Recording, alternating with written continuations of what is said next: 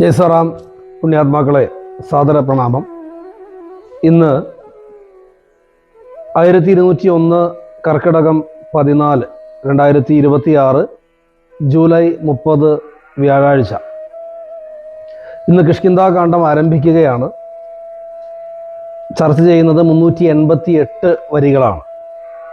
കിഷ്കിന്ധാകാന്ഡം ആരംഭം, ഹനുമൽ സമാഗമം, സുഗ്രീവ സഖ്യം, ബാലി സുഗ്രീവ കലഹകഥ, സുഗ്രീവ സ്തുതി, ഇത്രയും ഭാഗങ്ങളാണ് ഇന്ന് പ്രധാനമായിട്ടും ചർച്ച ചെയ്യുന്നത്. കിഷ്കിന്ധാകാന്ഡം ആരംഭിക്കുന്നു. ഹരിശ്രീ ഗണപതയെ നമ, അവിഘ്നമസ്തു. ശാരിക പൈതലെ ചാരുശീലെ വരിക ആരോമലെ കഥാശേഷവും ചൊല്ലുനീ. കിഷ്കിന്ധാകാന്ഡ ആരംഭ സമയത്ത് പറയുകയാണ്, സുശീലയായിരിക്കുന്ന അല്ലയോ ശാരിക പൈതലെ, രാമായണ കഥ, രാമന്റെ കഥ വീണ്ടും പറഞ്ഞാലും തുടർന്നാലും എന്ന് പറയുന്നു. അത് കേട്ടിട്ട് ശാരിക പൈതൽ വീണ്ടും പറഞ്ഞു തുടങ്ങുകയാണ്. ഭഗവാൻ ശ്രീരാമചന്ദ്രൻ തൻ്റെ അനുജനോടൊപ്പം നടന്ന് പമ്പാ നദിയുടെ തീരത്തെത്തി. അവിടെയുള്ള ആ മനോഹാരിതയെ, ആ മനോഹരമായിട്ടുള്ള ആ പ്രദേശത്തെ വർണ്ണിക്കുകയാണ്. സ്ഫടികം പോലെ തെളിഞ്ഞ ജലമുള്ള പമ്പാ സരസിനെ കണ്ടു. അതിൽ താമര, സൗഗന്ധികം, ആമ്പല്, നീലത്താമര തുടങ്ങിയിട്ടുള്ള പുഷ്പങ്ങൾ വിടർന്നു നിൽക്കുന്നതും, അതുപോലെ കുളക്കോഴി, വണ്ട്, കുയിൽ, കോഴി തുടങ്ങിയിട്ടുള്ള പക്ഷികളുടെ സഞ്ചാരവും, സർപ്പം, സിംഹം തുടങ്ങിയിട്ടുള്ള ജന്തുക്കളുടെ സുഖവാസവും ഒക്കെ അവിടെ കാണുകയാണ്. പൂത്തുലഞ്ഞ വള്ളിച്ചെടികൾ ചുറ്റിപ്പടർന്ന ഫലവൃക്ഷങ്ങളിൽ നിറയെ പഴങ്ങൾ, കായ്കനികളൊക്കെ നിറഞ്ഞു നിൽക്കുന്നത് കണ്ടു. അങ്ങനെ മനോഹരമായിട്ടുള്ള ആ പമ്പാ സരസിൻ്റെ തീരത്തുകൂടി അവർ സഞ്ചരിച്ച് ജലപാനം ചെയ്ത് പതിയെ നടക്കുന്ന ആ ഒരു കാഴ്ചയെ വർണ്ണിക്കുകയാണ്. എന്നാൽ ഇത് കണ്ടിട്ട് രാമലക്ഷ്മണന്മാർ ഋഷ്യമൂക പർവ്വതത്തെ ലക്ഷ്യമാക്കിക്കൊണ്ട്, അല്ലെങ്കിൽ പർവ്വതത്തിന് സമീപത്ത് കൂടി നടക്കുന്ന കാഴ്ച കണ്ടിട്ട് അവർ നടക്കുന്ന സമയത്ത് ദുഃഖം കൊണ്ട് ഇടയ്ക്കിടെ നെടുവീർപ്പിടുന്നുണ്ട്. വിരഹതാപം കൊണ്ട് സഹിക്കാനാവാതെ രാമൻ കരയുന്നതുണ്ട്, ലക്ഷ്മണനോട് ഓരോന്ന് പറയുന്നതുണ്ട്. അങ്ങനെയുള്ള ആ ഒരു യാത്ര കണ്ടിട്ട് ആ പർവ്വതത്തിന്റെ മുകളിൽ ഇരിക്കുകയായിരുന്ന സുഗ്രീവൻ ഭയപ്പെടുകയാണ്.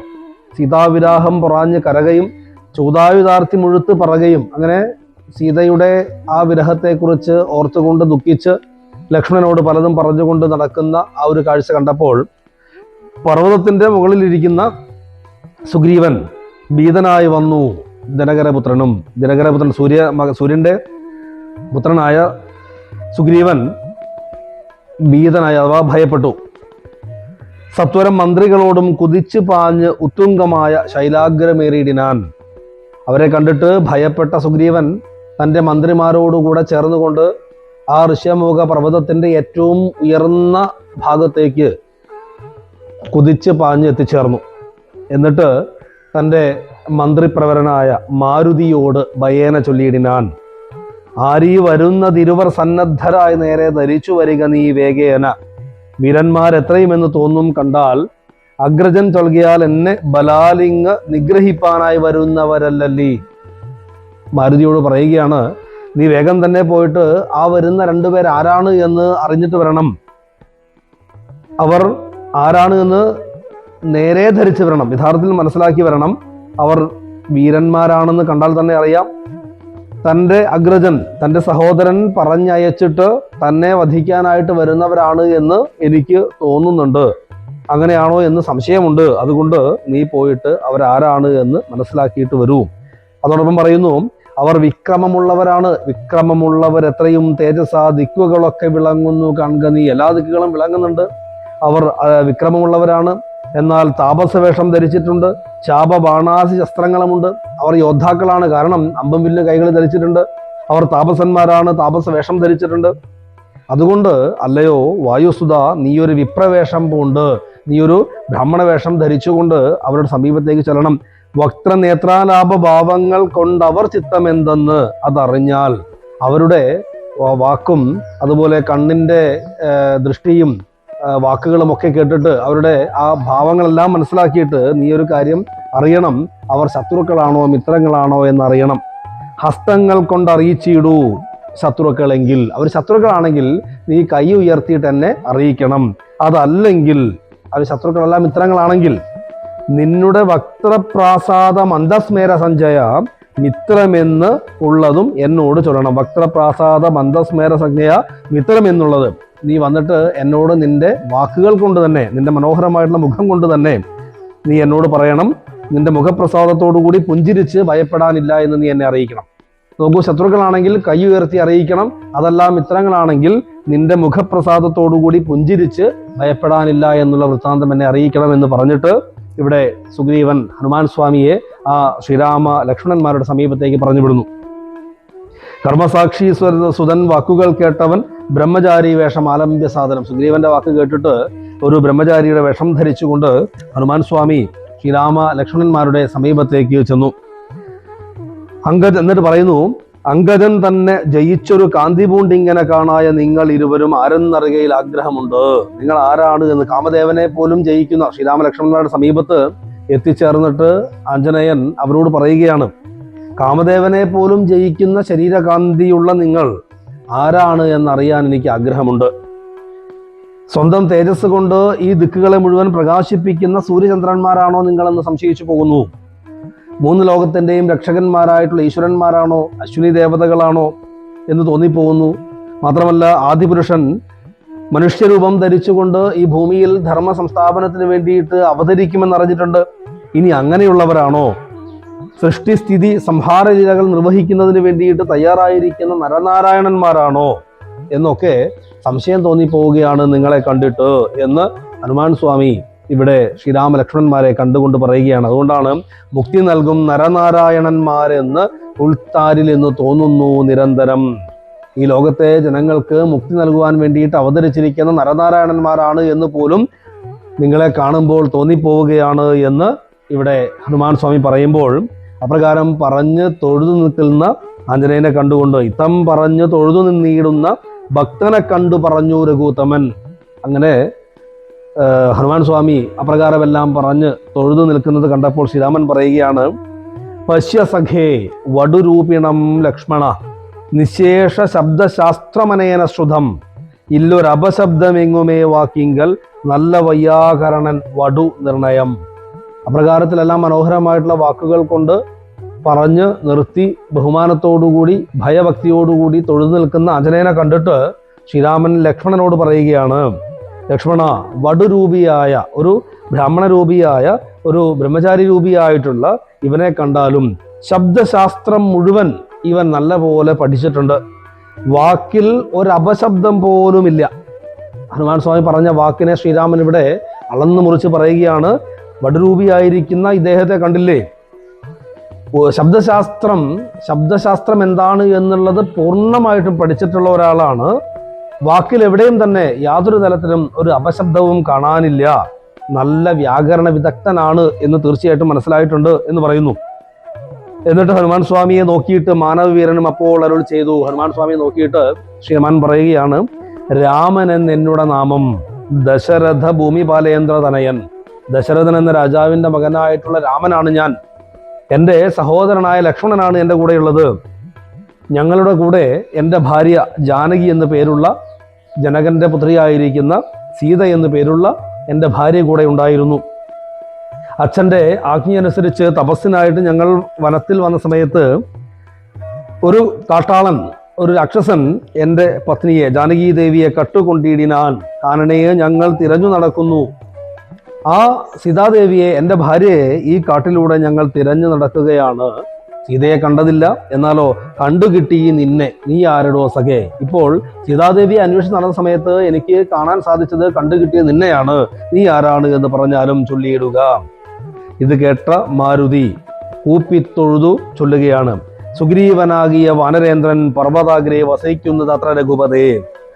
സുഗ്രീവൻ എന്ന വാനര രാജാവ് പർവ്വതത്തിന്റെ മുകളിൽ വസിക്കുന്നുണ്ട് രഘുപതേ. മന്ത്രികളായി ഞങ്ങൾ 4 പേരുണ്ട്. സന്തതം കൂടെ പിരിയാതെ വാഴുന്നു. എപ്പോഴും അദ്ദേഹത്തിന്റെ കൂടെ മന്ത്രികളായിട്ടുള്ള ഞങ്ങൾ 4 പേരുണ്ട്.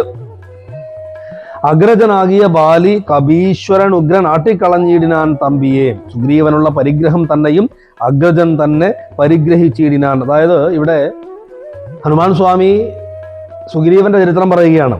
സുഗ്രീവന്റെ സഹോദരനായ ബാലി സുഗ്രീവനെ സമീപത്തു നിന്ന് ദൂരേക്ക് ഓടിച്ചത് കൊണ്ട് സുഗ്രീവൻ ഇപ്പോൾ ഇവിടെ ഋഷ്യമുഖാചലത്തിൽ വന്ന് താമസിക്കുകയാണ്. തൻ്റെ രാജ്യവും തൻ്റെ സർവവും തൻ്റെ ഭാര്യയും ഉൾപ്പെടെ കൂടെയില്ലാതെ അവരെല്ലാം ഒഴിവാക്കിയിട്ട് ഇവിടെ വന്നിരിക്കുകയാണ്. ആ സുഗ്രീവന്റെ ഭൃത്യനായിട്ടുള്ള വാനരനാണ് ഞാൻ. വായു തനയനാണ്. നാമധേയം ഹനുമാൻ അഞ്ജനാത്മജൻ. അമയം തീർത്തു രക്ഷിച്ചു കൊള്ളണമേ. ഞാൻ ആ സുഗ്രീവന്റെ ഭൃത്യനായിട്ടുള്ള വാനരനാണ്. എൻ്റെ പേര് ഹനുമാൻ എന്നാണ്. അഞ്ജനാത്മജനാണ്, അഞ്ജനയുടെ മകനാണ്. എന്നെ എൻ്റെ ദുഃഖങ്ങളെല്ലാം തീർത്ത് അല്ലയോ അങ്ങ് രക്ഷിക്കണമേ എന്ന് പറയുന്നു. എന്നിട്ട് പറയുന്നു, സുഗ്രീവനോട് സഖ്യം ഭവാനുണ്ടെങ്കിൽ നിഗ്രഹിക്കാം ഇരുവർക്കും അരികളെ. സുഗ്രീവനോട് അല്ലയോ രഘുപതേ അങ്ങ് സഖ്യം ചെയ്യുകയാണ് എങ്കിൽ രണ്ടു പേർക്കും അവരവരുടെ ശത്രുക്കളെ നിഗ്രഹിക്കാൻ സാധിക്കും. വേല ചെയ്യാം അതിന് ആവോളം ആശു ഞാൻ, ആലംബനം മറ്റെനിക്കില്ല ദൈവമേ. അതിനുള്ള എല്ലാ വേലകളും അതിനുള്ള എല്ലാ മാർഗങ്ങളും ഞാൻ തീർച്ചയായിട്ടും ചെയ്യുന്നതാണ് എന്ന് ഹനുമാൻ സ്വാമി ശ്രീരാമനോട് പറയുന്നു. ഇത്തം തിരുമനസ്സെങ്കിൽ എഴുന്നള്ളുക. ഇപ്രകാരമാണ് അങ്ങ് ആഗ്രഹിക്കുന്നത് എങ്കിൽ അങ്ങ് എൻ്റെ കൂടെ വന്നാലും എന്ന് പറഞ്ഞുകൊണ്ട് നിജാകൃതി കൈക്കൊണ്ടു നിന്നു തിരുമുൻപിൽ അമ്മാറു മാരുതി. ശ്രീരാമന്റെ മുമ്പിൽ തൻ്റെ സ്വരൂപം ഹനുമാന്റെ രൂപം തന്നെ സ്വീകരിച്ചുകൊണ്ട്, ആ വടരൂപത്തിൽ നിന്ന് മാറിയിട്ട് ഹനുമാന്റെ രൂപം സ്വീകരിച്ചുകൊണ്ട് തൊഴുത് ശ്രീരാമന്റെ മുമ്പിൽ നിൽക്കുന്നു. എന്നിട്ട് പറയുന്നു, ഭോഗ മമ സ്കന്ധമേറിയിടുവിൻ നിങ്ങൾ ആകുലഭാവം അകലെ കളഞ്ഞാലും. നമുക്ക് സുഗ്രീവന്റെ സമീപത്തേക്ക് പോകാം. തീർച്ചയായിട്ടും നിങ്ങൾ എൻ്റെ ചുമലുകളിൽ സ്കന്ധങ്ങളിൽ കയറിക്കോളൂ എന്ന് പറയുന്നു. അപ്പോൾ ശബരി തൻ വാക്കുകൾ ഓർത്തു കണ്ട് ഉൽപ്പല നേത്രൻ അനുവാദവും ചെയ്തു. അപ്പോൾ ശ്രീരാമൻ ശബരി പറഞ്ഞ വാക്കോർത്തു. ശബരി പറഞ്ഞിരുന്നു, തെക്കോട്ട് ചെല്ലുന്ന സമയത്ത് അവിടെ പമ്പാ നദി ഉണ്ടാകും. ആ പമ്പാ നദിയുടെ കരയിൽ ഋഷ്യമുഖത്തിൽ സുഗ്രീവനുമായിട്ട് സഖ്യം ചെയ്താൽ തീർച്ചയായിട്ടും സീതാദേവിയെ കണ്ടെത്താൻ സാധിക്കുമെന്ന് ശബരി പറഞ്ഞ വാക്കുകളെ ഓർത്തുകൊണ്ട് ശ്രീരാമൻ അനുവാദം കൊടുത്തു. ശ്രീരാമലക്ഷ്മണന്മാരെ കഴുത്തിലമ്മാറങ്ങെടുത്തു നടന്നിതു മാരുതി. ശ്രീരാമലക്ഷ്മണന്മാരെ ചുമലിലെടുത്തുകൊണ്ട് ഹനുമാൻ സ്വാമി സുഗ്രീവന്റെ സന്നിധിയിലേക്ക് എത്തിച്ചേർന്നു. എന്നിട്ട് പറയുന്നു, വ്യഗ്രം കളകനീ ഭാസ്കരനന്ദന ഭാഗ്യമഹോ ഭാഗ്യമോർത്തോളം എത്രയും. അല്ലയോ സൂര്യപുത്ര, അങ്ങ് ഒന്നുകൊണ്ടും ഭയപ്പെടേണ്ട കാര്യമില്ല. നമ്മളുടെ ഭാഗ്യമാണ് ഇപ്പോൾ ഇവിടെ എത്തിച്ചേർന്നിട്ടുള്ള രാമലക്ഷ്മണന്മാർ. അവർ സൂര്യവംശത്തിൽ അവതരിച്ചിട്ടുള്ളവരാണ്. ദശരഥന്റെ പുത്രന്മാരാണ്. രാമപത്നിയായിട്ടുള്ള സീതയെ ഏതോ ദുഷ്ടൻ മോഷ്ടിച്ചു കൊണ്ടുപോയത് കൊണ്ട് അവർ അന്വേഷിച്ച് ഇവിടെ എത്തിച്ചേർന്നതാണ്. ഈ അവസരത്തിൽ അവരെ നമുക്ക് ഭാഗ്യമായിട്ട് തന്നെ കാണേണ്ടതുണ്ട്. എന്നിട്ട് ഹനുമാൻ സ്വാമി സുഗ്രീവനോട് പറയുകയാണ്, അല്ലയോ വാനരരാജ, അങ്ങ് ഭയം ഉപേക്ഷിച്ചുകൊണ്ട് അങ്ങേക്ക് സഹായവുമായിട്ടാണ് അവരിവിടെ എത്തിച്ചേർന്നത് എന്ന് മനസ്സിലാക്കിക്കൊള്ളുക. ഇനി ആരെയും അങ്ങ് പേടിക്കേണ്ട കാര്യമില്ല. വേഗത്തിൽ ചെന്ന് അവരെ നമസ്കരിച്ച് പാദസേവകനായിട്ട് വസിച്ചാലും എന്ന് മന്ത്രി എന്ന നിലയ്ക്ക് ഹനുമാൻ സ്വാമി സുഗ്രീവനോട് പറയുന്നു. ഹനുമാന്റെ വാക്കുകൾ കേട്ട സുഗ്രീവൻ വേഗത്തിൽ എഴുന്നേറ്റ് എന്ന് ശ്രീരാമനെ നമസ്കരിച്ചു. അദ്ദേഹത്തിന് ഇരിക്കുന്നതിനായിട്ട് പല്ലവജാലങ്ങൾ അഥവാ തളിരിലകളുടെ ഇലക്കൂട്ടം പൊട്ടിച്ച് ഇരിക്കാൻ വേണ്ടിയിട്ടുള്ള ഇരിപ്പിടം നൽകി. അത് കണ്ട് പരസ്പരം അവർ സ്നേഹത്തോടുകൂടി യഥായോഗ്യം ഇരിപ്പിടങ്ങൾ നൽകി. അതായത് മാരുതി ലക്ഷ്മണന് വേണ്ടിയിട്ട് ഇരിപ്പിടമൊരുക്കി, ലക്ഷ്മണൻ സുഗ്രീവന് വേണ്ടി ഇരിപ്പിടമൊരുക്കി. അപ്രകാരം അവരെല്ലാവരും ഇരിപ്പിടമൊരുക്കി അവിടെ ഇരിക്കുകയാണ്. ആ സമയത്ത് ലക്ഷ്മണൻ ഭഗവാന്റെ ചരിത്രങ്ങളെല്ലാം, എന്താണ് ഇതുവരെ സംഭവിച്ച കാര്യങ്ങളെന്നെല്ലാം തന്നെ ലക്ഷ്മണൻ സുഗ്രീവനോട് പറഞ്ഞു കൊടുത്തു. അത് കേട്ടിട്ട് സുഗ്രീവൻ സന്തോഷത്തോടുകൂടി ശ്രീരാമനോട് പറയുകയാണ്, നാരീമണിയായ ജാനകി ദേവിയെ ആരാഞ്ഞറിഞ്ഞു തരുന്നുണ്ടു നിർണയം. ശത്രുവിനാശത്തിന് അടിയനൊരു മിത്രമായ വേല ചെയ്യാം തവാജ്ഞാവശാൽ. അല്ലയോ സ്വാമിൻ, അവിടുന്ന് ആജ്ഞാപിച്ചാൽ ഞാൻ ഒരു ബന്ധുവായിട്ട് അങ്ങയുടെ കൂടെ നിന്നിട്ട് സീതാദേവിയെ അന്വേഷിച്ച് കണ്ടുപിടിക്കുന്നതിനുള്ള എല്ലാ മാർഗവും ഞാൻ ചെയ്യാം. രാവണനെ കുലത്തോടുകൂടി തന്നെ മുടിപ്പിച്ച് ദേവിയെ ഞാൻ വീണ്ടെടുക്കുക തന്നെ ചെയ്യും. അതുകൊണ്ട് അല്ലയോ ഭഗവാൻ, അങ്ങ് ദുഃഖിക്കേണ്ട കാര്യമില്ല. എന്തായാലും ഇതുമായിട്ട് ബന്ധപ്പെട്ടൊരു കാര്യം എനിക്ക് അങ്ങയോട് പറയാനുണ്ട്. സുഗ്രീവൻ പറയുകയാണ്, കുറച്ചു കാലം മുമ്പ് ഇവിടെ ഒരു സംഭവം ഉണ്ടായി. ഞാനും എൻ്റെ മന്ത്രിമാരും കൂടി പർവ്വതത്തിൻ്റെ മുകളിലിരുന്ന് കുശലം പറഞ്ഞുകൊണ്ടിരിക്കുന്ന സമയത്ത് ഒരു ദിവസം ഒരു സുന്ദരിയായ ഒരു സ്ത്രീയെ ഒരു രാക്ഷസൻ ആകാശമാർഗത്തിലൂടെ കൊണ്ടുപോകുന്ന കാഴ്ച ഞാൻ കണ്ടു. ആ സുന്ദരി രക്ഷിക്കാൻ ആരുമില്ല എന്നറിഞ്ഞിട്ട് രാമ രാമ എന്ന് നിലവിളിക്കുന്നത് ഞങ്ങൾ കേട്ടു. ഞങ്ങളെ പർവ്വതത്തിൻ്റെ മുകളിൽ കണ്ട സമയത്ത് ആ സുന്ദരിയായിട്ടുള്ള സ്ത്രീ തൻ്റെ ആഭരണങ്ങളെല്ലാം അഴിച്ച് ഉത്തരീയത്തിൽ കെട്ടിയിട്ട് ഞങ്ങളുടെ സമീപത്തേക്ക് ഇട്ടു തരികയുണ്ടായി. തീർച്ചയായിട്ടും അല്ലയോ രാമ, അത് അങ്ങയുടെ സീതാദേവി ആയിരിക്കും എന്നതിന് യാതൊരു തർക്കവുമില്ല. കാരണം ആ സമയത്ത് രാമ രാമ എന്ന് നിലവിളിക്കുന്നത് ഞങ്ങൾ കേട്ടിരുന്നു. സീതാദേവിയുടെ ആഭരണങ്ങളാണ് അത് എങ്കിൽ തീർച്ചയായിട്ടും അല്ലയോ നാഥ, അങ്ങേക്ക് അത് കാണുമ്പോൾ മനസ്സിലാകുമല്ലോ എന്ന് പറഞ്ഞുകൊണ്ട് സുഗ്രീവൻ ആ ആഭരണങ്ങളെല്ലാം കൊണ്ടുവന്ന് ശ്രീരാമന്റെ മുൻപിൽ വെച്ചു. അർണോജ നേത്രൻ അത് എടുത്തു നോക്കും നേരം കണ്ണുനീർ തന്നെ കുശലം വിചാരിച്ചു. ശ്രീരാമൻ ആ ആഭരണങ്ങളുടെ കെട്ടഴിച്ചു നോക്കുന്ന സമയത്ത് കണ്ണുനീരോടുകൂടി പറയുകയാണ്, എന്നെ കണക്കെ പിരിഞ്ഞുതോ നിങ്ങളും തന്നൊങ്കിയാകിയ വൈദേഹിയോടയോ. ആഭരണങ്ങളോട് ശ്രീരാമൻ പറയുകയാണ്, എന്നെ പോലെ തന്നെ അല്ലയോ നിങ്ങളും ആ സീതാദേവിയിൽ നിന്ന് പിരിഞ്ഞുവോ എന്ന് പറഞ്ഞുകൊണ്ട് ആ ആഭരണങ്ങളെല്ലാം എടുത്ത് തിരുമാറിൽ അമഴ്ത്തി പ്രാകൃതന്മാരാം പുരുഷന്മാരെ പോലെ വാവിട്ട് കരയുകയാണ്. അയ്യോ ജനകാത്മജേ നാഥേ എന്ന് വിലപിച്ചുകൊണ്ട് ആഭരണങ്ങൾ മാറിലണച്ചൊരു പ്രാകൃത പുരുഷനെ പോലെ രാമൻ കരയാൻ തുടങ്ങി. ദുഃഖം കൊണ്ട് മോഹിതനായ രാമചന്ദ്രനെ ലക്ഷ്മണൻ ആശ്വസിപ്പിച്ചു.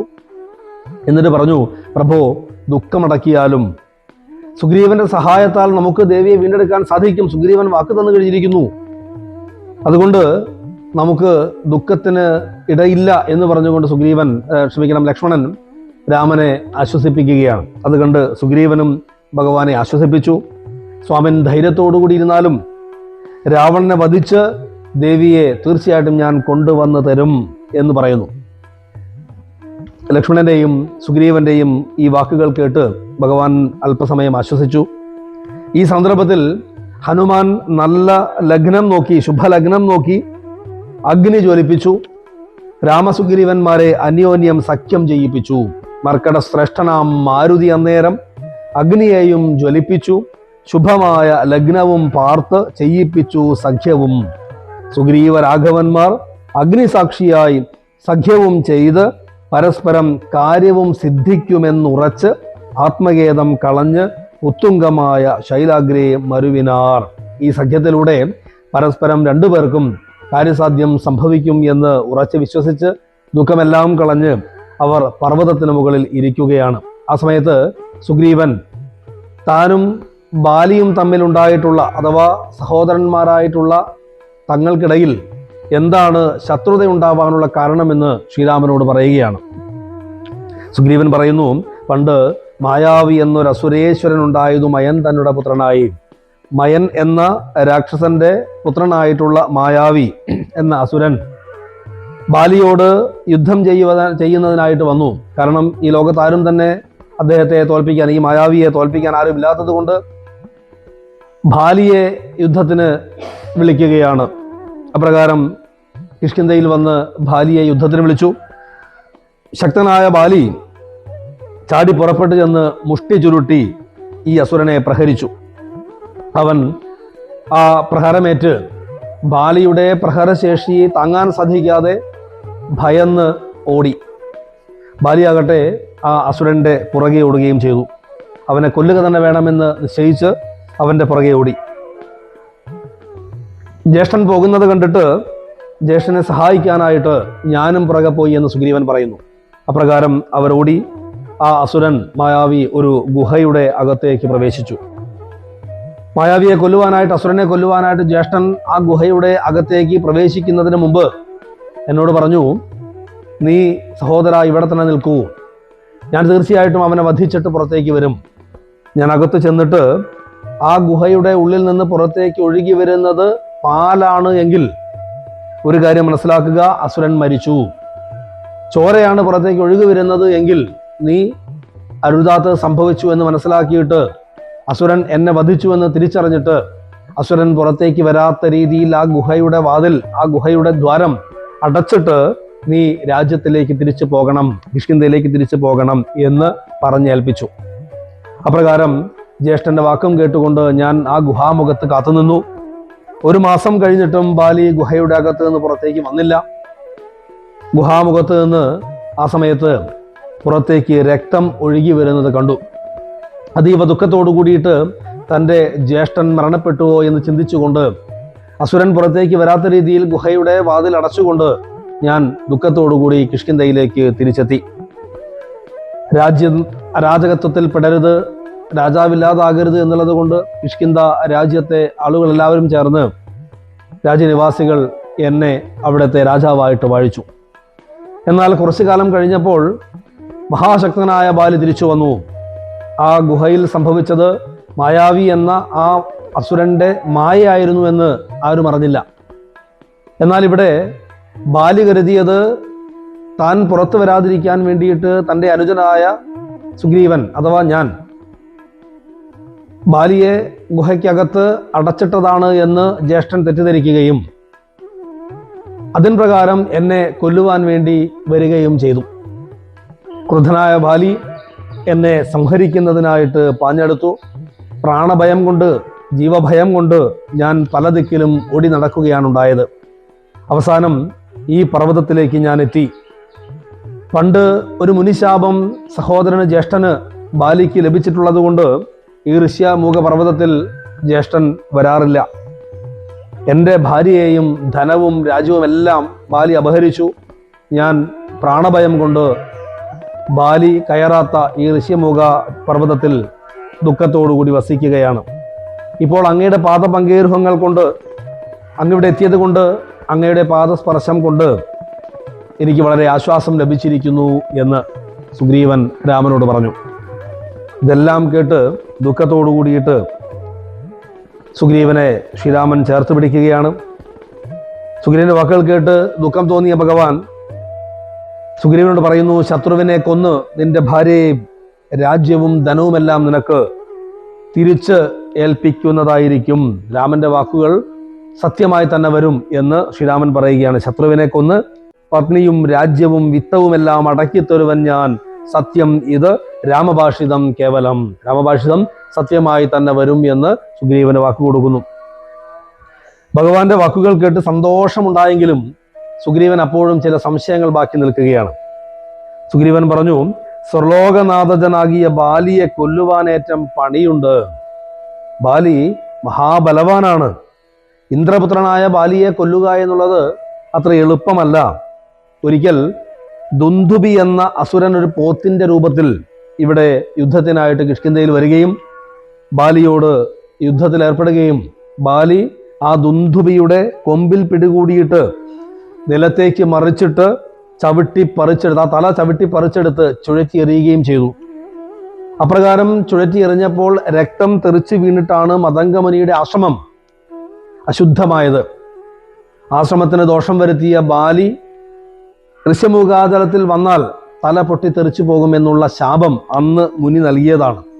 യഥാർത്ഥത്തിൽ ആ മുനിയുടെ ശാപം എനിക്ക് ഇപ്പോൾ അനുഗ്രഹമായി. അതുകൊണ്ടാണ് ബാലിയെ പേടിക്കാതെ എനിക്ക് ഇവിടെയെങ്കിലും ഇരിക്കാൻ സാധിക്കുന്നത്. ഞാനിന്ന് ഭയം കൂടാതെ ഇവിടെ വസിക്കുന്നത് പോലും അതുകൊണ്ടാണ്. നോക്കൂ, ദുന്ദുബിയുടെ തല ഒരു പർവ്വതം പോലെ അവിടെ കിടക്കുന്നുണ്ട്. ഇതെടുത്ത് എറിയുവാൻ കഴിവുള്ളവന്, ശക്തിയുള്ളവന് തീർച്ചയായിട്ടും ബാലിയെ വധിക്കാൻ സാധിക്കുമെന്ന് ഞാൻ കരുതുന്നു എന്ന് സുഗ്രീവൻ ശ്രീരാമനോട് പറഞ്ഞു. അത് കേട്ട് പുഞ്ചിരിച്ചുകൊണ്ട് ശ്രീരാമൻ തന്നുടെ തൃക്കാൽ പെരുവിരൽ കൊണ്ട് അതു തന്നെ എടുത്ത് മേൽപോട്ടെറിഞ്ഞിടിനാൻ. ശ്രീരാമൻ തൻ്റെ കാലിൻ്റെ പെരുവിരൽ കൊണ്ട് ആ പർവ്വതത്തെ എടുത്ത് മുകളിലേക്ക് വലിച്ചെറിഞ്ഞു. ചെന്നു വീണു ദശയോജന പര്യന്തം, 10 യോജന ദൂരെ ആണ് ആ പർവ്വതം പോയി വീഴുന്നത്. സുഗ്രീവനും മന്ത്രിമാരും അത് കണ്ട് വിസ്മയപ്പെട്ടു. അവർ ഭഗവാനെ വാഴ്ത്തി സ്തുതിച്ചു. അതുപോലെ ഒരു പരീക്ഷണം കൊണ്ട് നടത്തണം എന്ന് സുഗ്രീവൻ ആഗ്രഹിക്കുകയാണ്. സുഗ്രീവൻ ഭഗവാനെ വണങ്ങിക്കൊണ്ട് പറയുന്നു, പ്രഭോ, ബാലിക്ക് ബലപരീക്ഷണത്തിനുള്ള 7 വൃക്ഷങ്ങൾ ഇവിടെയുണ്ട്. അതാണ് ഈ കാണുന്നത്. ശക്തനായ ബാലി പിടിച്ചിളക്കുന്ന സമയത്ത് ഈ വൃക്ഷങ്ങളുടെ ഇലകളെല്ലാം തന്നെ കൊഴിഞ്ഞു വീഴും. സാലങ്ങൾ 7 വൃതാരിപുത്രൻ പിടിച്ചിളക്കും നേരം പത്രങ്ങളെല്ലാം കൊഴിഞ്ഞു പോമേഴിനും വട്ടത്തിൽ നിൽക്കും ഇവറ്റെ ഒരു അമ്പെയ്ത് പൊട്ടിക്കൽ. വട്ടത്തിൽ നിൽക്കുന്ന ഈ 7 വൃക്ഷങ്ങളെയും ഒരൊറ്റ അമ്പിനാൽ പൊട്ടിക്കുകയാണ് എങ്കിൽ ബാലിയെ കൊല്ലായി വരും ദൃഢം. അങ്ങനെയുള്ളവന് തീർച്ചയായിട്ടും ബാലിയെ വധിക്കാൻ സാധിക്കും. ഇപ്രകാരത്തിൽ സുഗ്രീവന്റെ വാക്കുകൾ കേട്ടിട്ട് ശ്രീരാമൻ ചാപം കുഴിയെ കുലച്ചൊരു സായകം ശോഭയോടെ തൊടുത്ത് എയ്തരുളിയിടിനാൻ.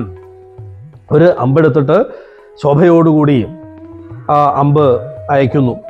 സാലങ്ങളേഴും പിളർന്നു പുറപ്പെട്ടു ശൈലവും ഭൂമിയും ഭേദിച്ചു. പിന്നെയും ആ അമ്പ് ഈ വൃക്ഷങ്ങളെയൊക്കെ തന്നെ, ആ ബാണം 7 വൃക്ഷങ്ങളെയും മുറിച്ചിട്ടു. അത് മാത്രവുമല്ല, അതിൻ്റെ ശക്തി അടങ്ങാതെ പർവ്വതങ്ങളും ഭൂമിയും പിളർന്ന് ആ ബാണം രാമന്റെ തൂണീരത്തിൽ വന്ന് വീണു.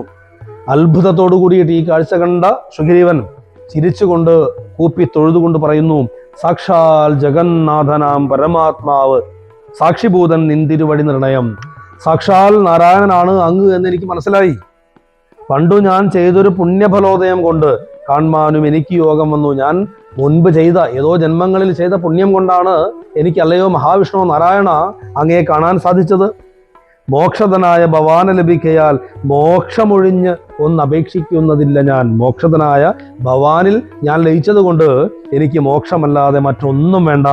പുത്രധാരാർത്ഥ രാജ്യാദി സമസ്തവും വ്യർത്ഥമത്രേ തവമായ വിരചിതം. നോക്കൂ, ഇവിടെ രാജ്യവും ഭാര്യയെയും സമ്പത്തുമെല്ലാം തിരിച്ചു വേണമെന്ന് പറഞ്ഞ സുഗ്രീവൻ ശ്രീരാമൻ സാക്ഷാൽ നാരായണനാണ് എന്ന് മനസ്സിലായപ്പോൾ ഇവിടെ സുഗ്രീവന് ബോധോദയം ഉണ്ടാവുന്നു.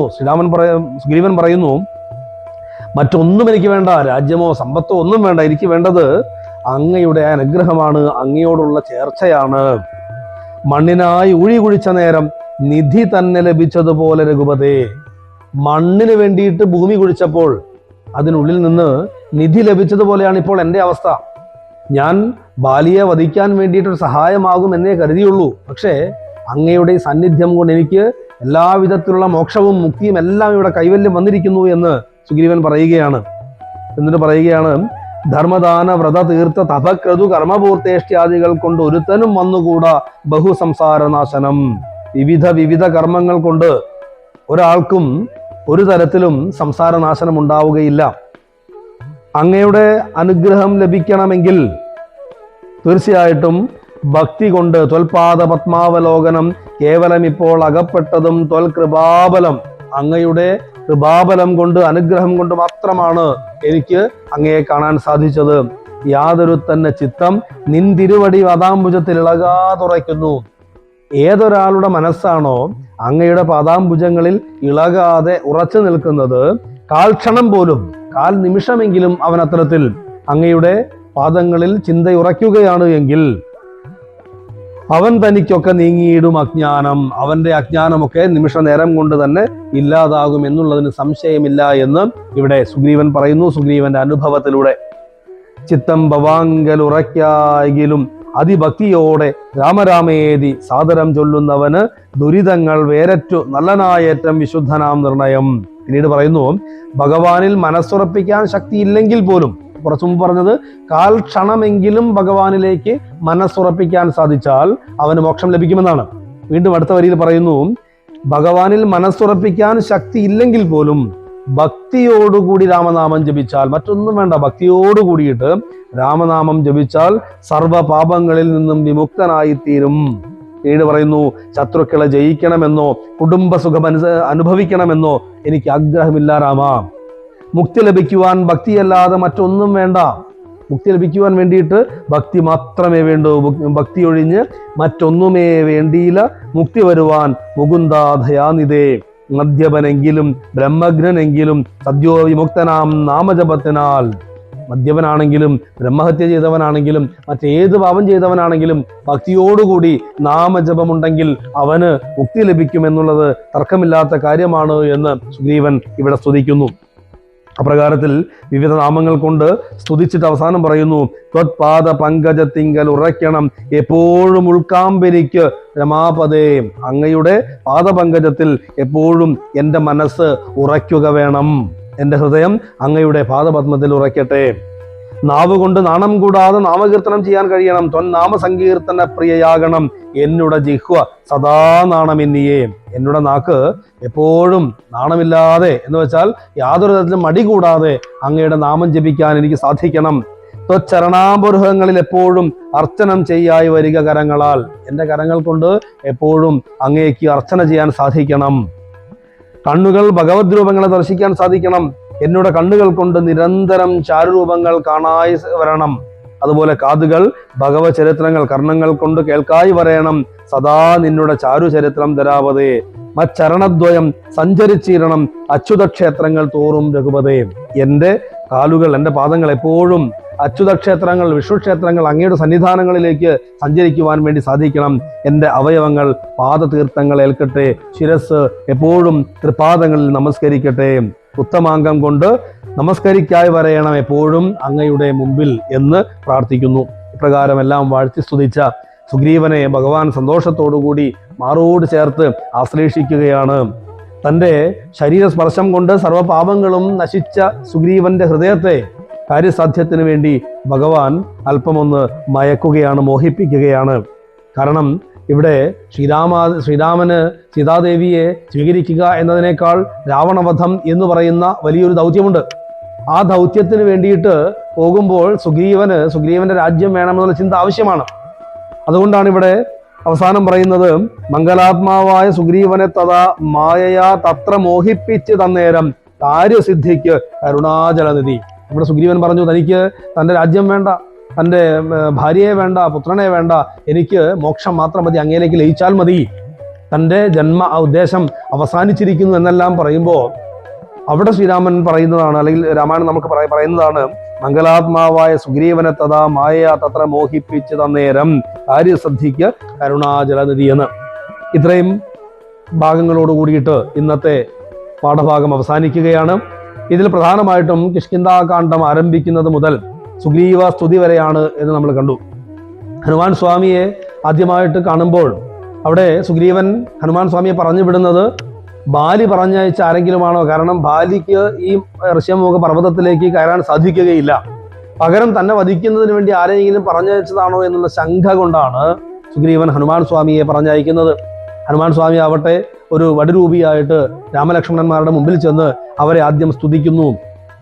ആരാണ് നിങ്ങളെന്ന് ചോദിക്കുന്നു. നരനാരായണന്മാരായിട്ടുള്ള ഈശ്വരന്മാരാണോ എന്ന് ചോദിക്കുന്നു. ഇപ്രകാരത്തിലുള്ള മനോഹര വാക്കുകൾ കേട്ടിട്ടാണ് ശ്രീരാമൻ ലക്ഷ്മണനോട് പറയുന്നത്, പശ്യസഖേ വടുരൂപിണം, നല്ല വൈയാകരണൻ വടു നിർണയം, ഇല്ലൊരു അപശബ്ദം എങ്ങുമേ വാക്കിങ്കൽ, വാക്കിൽ വിദഗ്ധനാണ്, ശബ്ദശാസ്ത്രമെല്ലാം പൂർണ്ണമായിട്ട് പഠിച്ചിട്ടുള്ള ആളാണ്, വ്യാകരണ വിദഗ്ധനാണ് എന്നൊക്കെ ഹനുമാൻ സ്വാമിയെ കുറിച്ച് ശ്രീരാമൻ ലക്ഷ്മണനോട് പറയുന്നു. അതിനുശേഷമാണ് അവർ പരിചയപ്പെടുന്നത്. ആരാണെന്ന് ചോദിക്കുന്നത് ശ്രീരാമനും ലക്ഷ്മണനും സുഗ്രീവന്റെ ശത്രുക്കളല്ല എന്ന് തിരിച്ചറിഞ്ഞ ആഞ്ജനേയൻ തന്നെ പരിചയപ്പെടുന്നു. താൻ വായുസുതനാണ്, ഹനുമാൻ എന്നാണ് പേര്, അഞ്ജനാ തനയനാണ് തുടങ്ങിയിട്ടുള്ള കാര്യങ്ങളൊക്കെ പറയുന്നു. എന്നിട്ട് സീതാദേവിയെ കണ്ടുപിടിക്കുന്നതിന് വേണ്ടിയിട്ടുള്ള മാർഗത്തെ ശ്രീരാമന്റെ മുമ്പിൽ വെക്കുന്നു. ശ്രീരാമനാകട്ടെ ശബരി പറഞ്ഞത് ഓർത്തിട്ട് അതിന് അനുവാദം കൊടുത്തുകൊണ്ട് ആഞ്ജനേയ സ്വാമിയുടെ ചുമലിൽ രാമലക്ഷ്മണന്മാർ സുഗ്രീവന്റെ സന്നിധിയിലേക്ക് എത്തിച്ചേരുന്നു.